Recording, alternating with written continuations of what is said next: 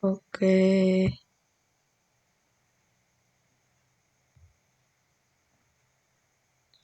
Assalamualaikum warahmatullahi wabarakatuh. Saya dari kelompok 4 akan menyampaikan tentang metode pemberdayaan dan pengembangan masyarakat berbasis PAR atau Participatory Action Research Part 2.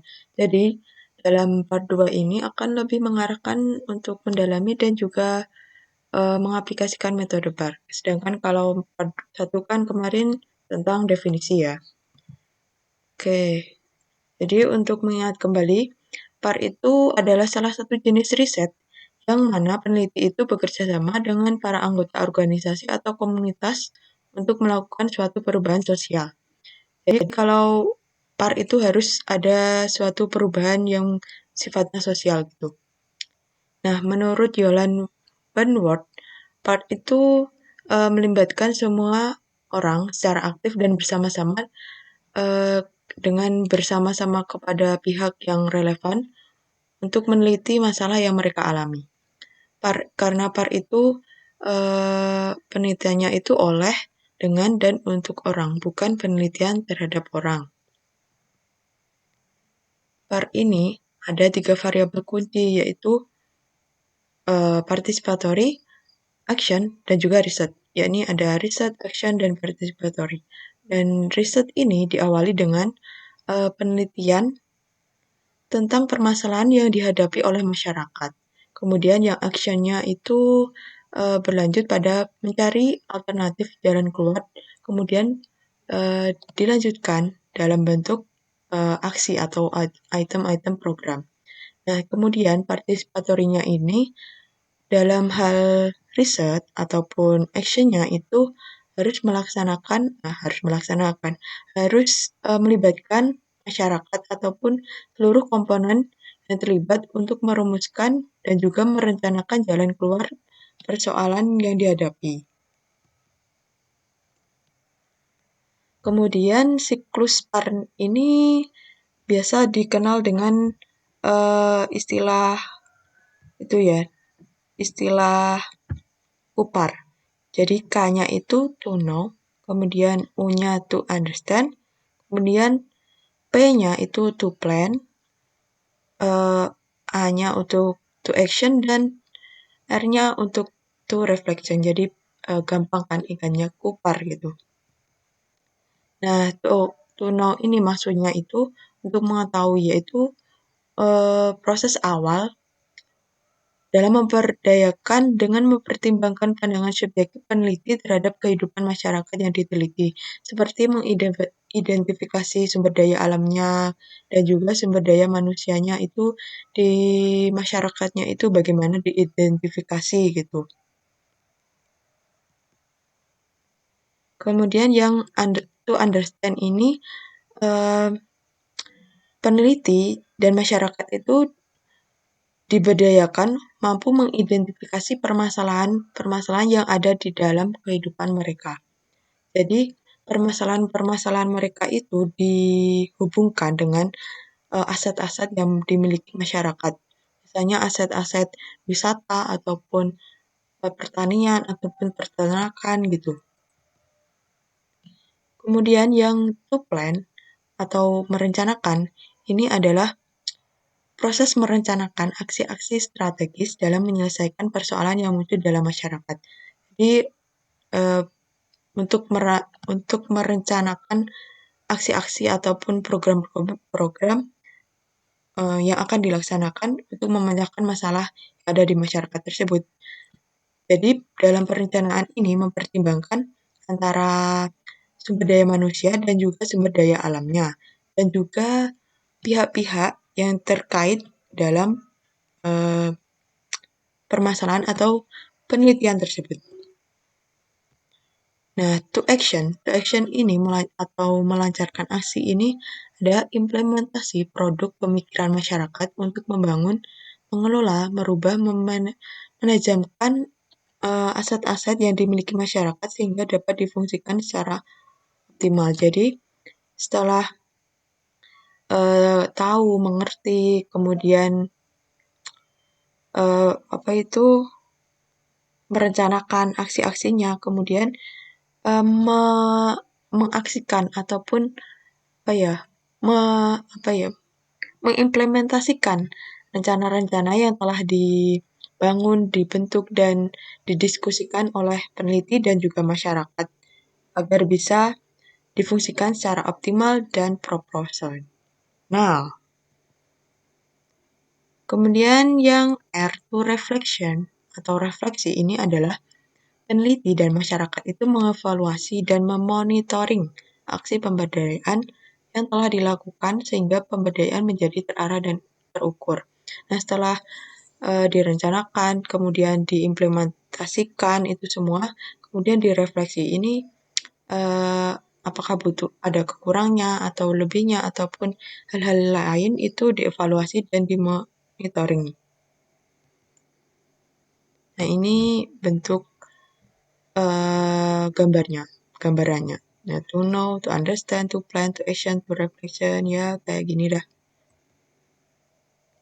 Nah, langkah-langkah riset aksi dalam metode PAR ini mulai dari pemetaan awal, membangun hubungan kemanusiaan, penentuan agenda riset untuk perubahan sosial, pemetaan partisipatif, merumuskan masalah kemanusiaan, menyusun strategi gerakan, pengorganisasian masyarakat, melancarkan aksi, refleksi, kemudian terakhir meluaskan skala gerakan dan dukungan. Jadi dalam pemetaan awal ini, peneliti itu mengetahui situasi dan keadaan sosial yang ada di masyarakat. Jadi pemetaannya itu mulai dari letak geografisnya itu bagaimana, penduduknya, kebudayaan dari masyarakat itu, agamanya, pendidikan, ekonomi. Nah, itu didapat dari tahap pemetaan awal ini. Kemudian berlanjut membangun hubungan kemanusiaan. Nah, jadi ini penelitian itu ya jangan langsung datang langsung meneliti, ya kamu ini harus gini. Tapi itu peneliti harus berbaur dengan masyarakat dengan cara mengikuti kegiatan mereka seperti tahlilan, sholat berjamaah, tibaan, ataupun hal lainnya agar bisa terjalin gitu hubungannya. Kemudian menentukan agenda riset untuk perubahan sosial. Jadi bersama komunitas ataupun masyarakat, peneliti ini mengagendakan program riset melalui teknik participatory action research untuk memahami persoalan masyarakat. Nah, sambil merintis membangun kelompok-kelompok komunitas sesuai dengan potensi yang ada. Jadi, saat menentukan agenda perubahan ini juga sambil merintis membangun kelompok komunitas sesuai dengan potensi yang dimiliki oleh daerah tersebut atau yang dimiliki masyarakat tersebut. Kemudian pemetaan partisipatif. Nah, jadi bersama komunitas yang sudah dibentuk saat tadi ya, ini melakukan pemetaan wilayah ataupun persoalan yang dialami masyarakat. Jadi pemetaan ini lebih difokuskan pada sesuatu yang dimiliki masyarakat, misalnya daerah wisata ataupun peternakan ataupun misalnya ada sampah-sampah yang berserakan itu dijadikan ide apa gitu dan lain-lain kah.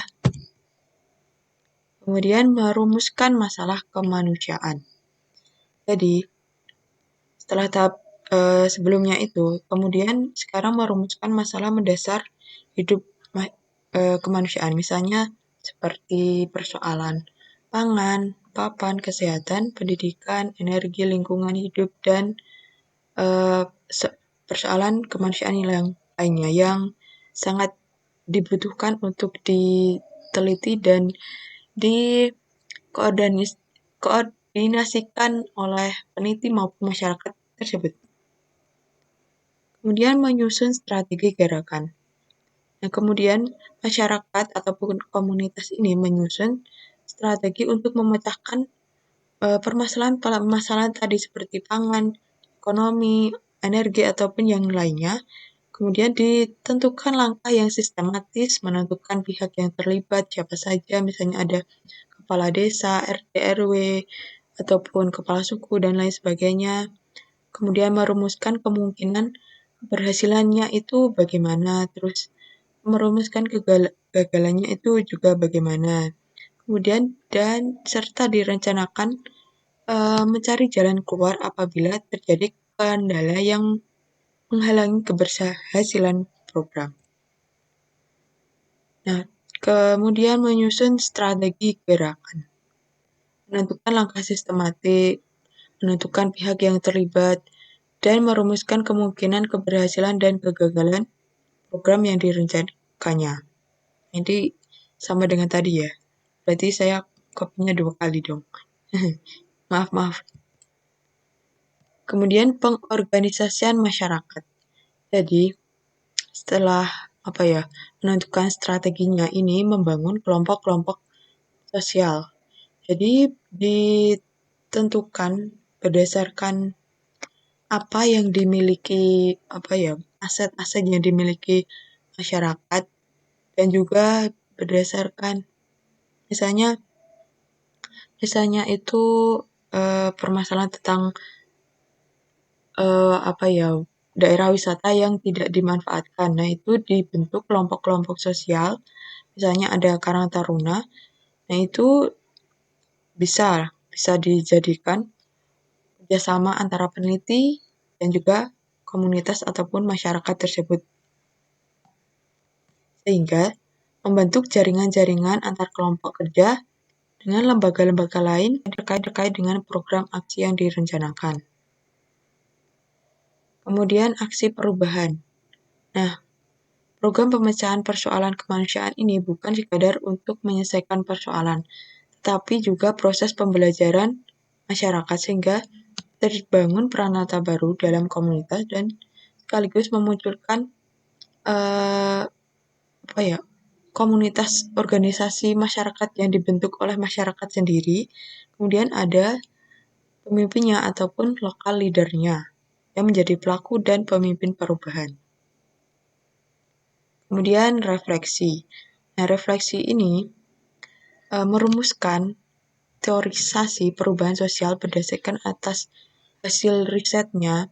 Kan udah ada permasalahan, strategi untuk memecahkannya itu bagaimana, dan lain sebagainya itu. Kemudian itu dirumuskan tuh teorinya berdasarkan hasil riset, proses pembelajaran masyarakat, dan program-program yang telah dilakukan gitu. Nah, refleksi ini nggak hanya dilakuin oleh peneliti saja, tapi bersama masyarakat dan juga peneliti. Karena dalam PAR ini ya, masyarakat itu sebagai pelaku utama. Nah, peneliti ini kayak hanya moderator yang mengarahkan itu, yang baiknya itu bagaimana gitu. Kemudian meluaskan skala gerakan. Nah, setelah direfleksikan kan memunculkan teori itu. Nah, setelah itu kan ada hasil riset. Hasil risetnya itu bisa dijadikan gambaran untuk orang lain ataupun daerah-daerah lain ataupun ya penelitian-penelitian yang akan dikembangkan lebih lanjut. Ini bisa dipublikasikan kepada orang juga kan. Nah, untuk ini peneliti bersama komunitas merumuskan teorisasi perubahan sosial berdasarkan atas hasil riset proses pembelajaran masyarakat dan program-program yang sudah dilaksanakan. Nah, refleksi teoritis dirumuskan secara bersama. Nah, ini bersama lagi kan, gak hanya peneliti. Jadi PAR ini lebih menekankan pada masyarakatnya atau komunitasnya. Sehingga menjadi sebuah teori akademik yang dapat dipresentasikan pada halayak publik sebagai pertanggungjawaban akademik. Gitu. Jadi penelitian itu ya nggak hanya langsung ya sudah oke, sudah bar gitu. Tapi ya dipublikasikan agar lebih meluas skala gerakannya itu. Jadi lebih bermanfaat pada banyak orang. Oke, terima kasih untuk lebih jelasnya. Nanti saya akan menjelaskan di WhatsApp group ataupun di Google Meet sesuai panduan dari dosen nanti. Oke, terima kasih banyak. Sampai jumpa di grup. Bye. Wassalamualaikum warahmatullahi wabarakatuh. Mohon maaf jika ada salah dan kurangnya ya.